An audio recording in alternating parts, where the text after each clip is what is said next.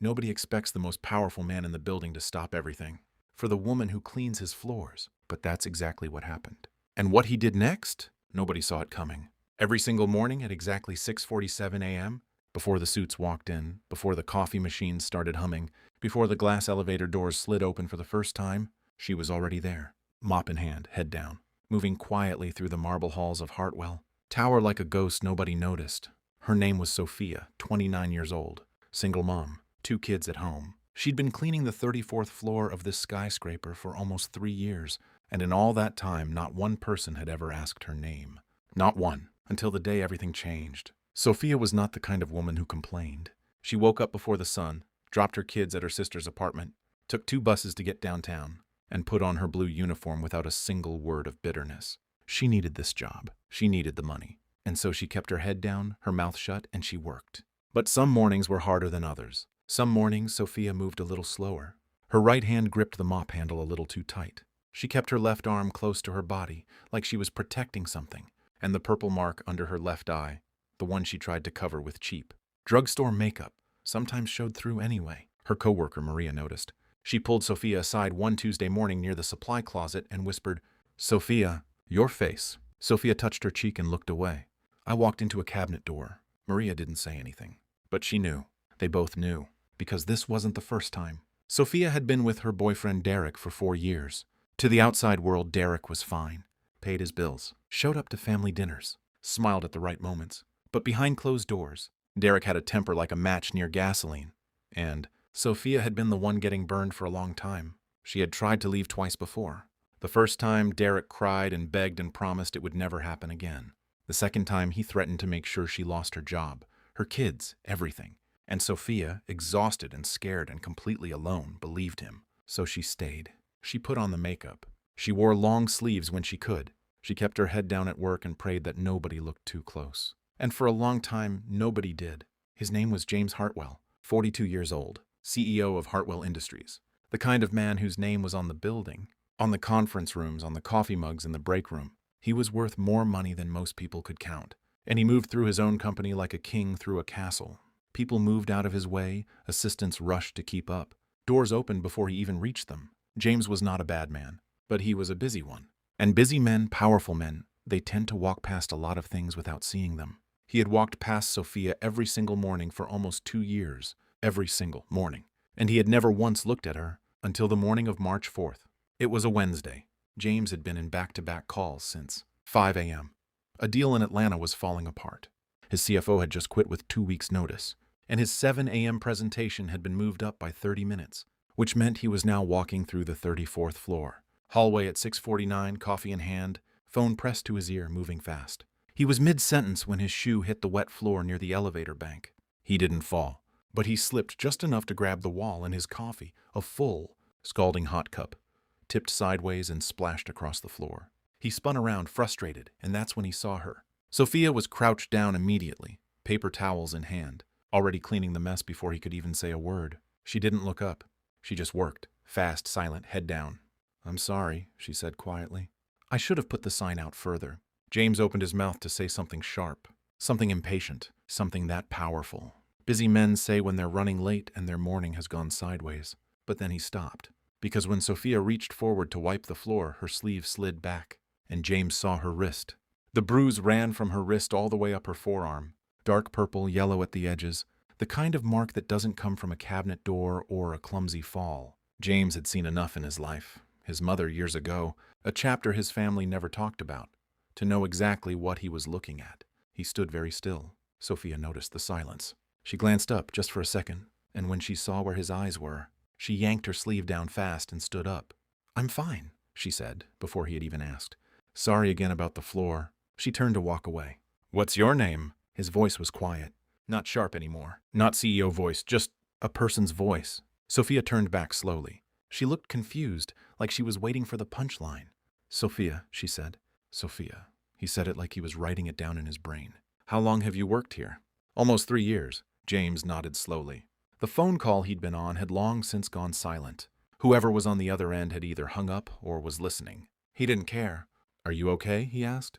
Not in the way people ask when they don't want to know. Not the casual empty "you good?" that people throw out like a reflex. He asked it the way someone asks when they're actually going to wait for the answer. Sophia's throat tightened. Nobody had asked her that in a very long time. "I'm fine," she said again. But her voice cracked on the second word. James didn't push her in that hallway. He wasn't the kind of man who made scenes. He said, "Okay," gave a small nod, and walked to his meeting. But he couldn't think. He sat at the head of that conference table, surrounded by people talking about numbers and strategies and projections, and all he could see was that bruise. That split second of panic in her eyes when she realized he'd seen it. The way she said, "I'm fine," like she'd been practicing it for years. Because she had been. He knew that look. He'd seen it on his mother's face when he was 9 years old, standing in a kitchen in Ohio, watching her cover a bruise with foundation before his father came home. He remembered how small she looked, how tired, how alone. He had promised himself back then that if he ever had power, real power, he would not look away. By the time the meeting ended, James had already made 3 phone calls. The first call was to his head of HR. He didn't give details. He just said, "There's a woman on the cleaning staff named Sophia. I need her full employment file, and I need to know what benefits she has access to today." The second call was to the company's private legal team. "I need to know what options exist for an employee who may be in a dangerous home situation. Protective resources, relocation assistance, legal support. I want a list on my desk by noon." The third call was the most important one. He called his assistant, Rachel, and said 4 words. "Find me a counselor." Not a company hotline, not an automated system. A real person. Someone who knew how to talk to people in Sophia's situation without scaring them away, without making them feel like a case file or a charity project. Someone who could sit across from a woman who had been invisible for years and make her feel like she mattered. He didn't summon Sophia to his office. He didn't send HR down to ambush her. He didn't make it a big company-wide thing with posters and announcements. That afternoon, James went back to the 34th floor himself. Just him, no assistant, no entourage. Sophia was restocking the supply cart near the end of the hall. She saw him coming and her whole body tensed. He stopped a few feet away, gave her space. "I'm not here to cause you any trouble," he said. "I just wanted to give you something." He held out a small card, plain white, a name and a phone number handwritten on it. "Her name is Dr. Angela Moore. She works with people going through hard situations at home. She's not connected to this company officially, Kena. She doesn't report back to me. She doesn't report back to HR. She doesn't tell anyone anything. I already paid for 12 sessions. All you have to do is call." Sophia stared at the card. She didn't take it right away. "Why are you doing this?" she asked. James was quiet for a moment. "Because someone should have done it for someone I loved a long time ago," he said. "And nobody did?" Sophia took the card.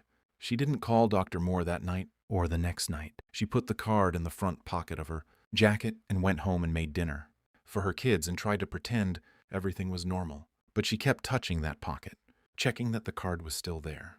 On the third night, Derek came home angry about something at work. The fight started over a cold dinner and ended with Sophia locking herself in the bathroom, her back against the door, hands shaking. She pulled out the card. She called. Dr. Moore answered on the second ring. And for the first time in 4 years, Sophia talked. Really talked. She talked for almost an hour. She cried 3 times. Dr. Moore never once made her feel stupid or weak or like she had brought any of this on herself. She just listened. And then, carefully, gently, she started asking questions that helped Sophia see, for the first time clearly, what her life actually looked like from the outside. They made a plan together. Not a rushed plan, not a dramatic movie-style escape. A real plan built around Sophia's kids, her safety, her finances, her timeline. Over the next 6 weeks, piece by piece, Sophia started putting that plan into motion. James knew none of the details. He had made it clear from the start that it wasn't his place to know. But he did make 2 quiet changes at work that Sophia only found out about later. He approved a pay raise for all long-term cleaning staff. No announcement, no press release, just a change that showed up in paychecks. And he spoke to the building's security team personally to make sure that any staff member who ever felt unsafe could come to security at any hour. No questions asked and be helped. He never said Sophia's name in any of those conversations. On a Thursday morning in late April, Sophia came to work and went straight to Maria. "I'm out," she said. Maria grabbed both her hands. "When?" "Saturday." Maria started crying before Sophia did. They stood in the supply closet with the mop handles and the bleach bottles, and they held each other, and Sophia felt something she hadn't felt in 4 years. She felt like herself again. Saturday came. Sophia's sister drove a borrowed truck. 2 of her oldest friends helped move boxes. Her kids, 7-year-old Lily and 5-year-old Noah, ran up and down the stairs of the new apartment. their voices bouncing off the empty walls, already turning it into something warm. Derek called 11 times. Sophia let every call go to voicemail. She didn't block him right away. She was still scared. That doesn't go away overnight. Anyone who tells you leaving is easy has never had to do it. But she had Dr. Moore, she had her sister. She had a new address Derek didn't know. And for the first time in years, when she locked her front door at night, it was because she wanted to, not because she was hiding. The following Monday morning, Sophia came to work earlier than usual. She stood in front of the elevator on the 34th floor and waited. At exactly 6:47, the doors slid open and James walked out. He almost walked past her. Force of habit. Mr. Hartwell. He stopped and turned. Sophia stood a little straighter than she ever had before. No long sleeves, no makeup over a bruise. Just her face, clear and open and tired in the good way. The way people look when they've finally put something heavy down. "I just wanted to say thank you," she said, "for seeing me." James looked at her for a moment. And then something happened that his entire assistant team, his entire board of directors, every person who had ever sat across from James Hartwell in a negotiation, had never seen happen. His eyes went wet. He blinked it back fast, cleared his throat. "You did that," he said. "Not me. You made the call. You made the plan. You got your kids out. That was all you." Sophia shook her head. "You stopped. Most people don't stop." He didn't have an answer for that. So he just nodded. And they stood there for a second. A cleaning woman and a billionaire in a marble hallway. Two people who understood something. About survival that no salary or corner office can teach you. Then James straightened his jacket, picked up his coffee, and walked to his meeting. And Sophia picked up her mop. But nothing about either of them was the same anymore. Here's what this story is really about. It's not about a CEO being a hero. James Hartwell didn't save Sophia. He just stopped. He used what he had, money, access, connection, not to make himself look good, but to quietly open a door. Sophia walked through it herself. Every single day, there are people around us who are carrying something we can't see. The coworker who's always quiet. The neighbor who flinches at loud sounds. The person who always wears long sleeves even in summer. Most of the time, we're too busy, too distracted, too stuck in our own heads to notice. But sometimes, all it takes is one person to stop, to actually look, to ask a real question and wait for a real answer. You don't have to be a CEO to do that. You don't have to have a building with your name on it. You just have to be willing to see the people in front of you. Sophia's kids are doing well. Lily started 2nd grade. Noah lost his first tooth in September and left a very detailed note for the tooth. Fairy, Sophia got promoted to floor supervisor 8 months after that. Monday morning conversation. She now manages a team of 12, and on her first day in the new role, she told every single one of them her name.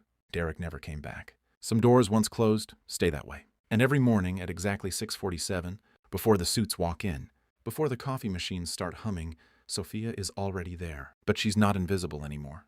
She never was. That video playing next on your screen right now, watch it. You'll want to see what happens when ordinary people do extraordinary things when nobody's watching.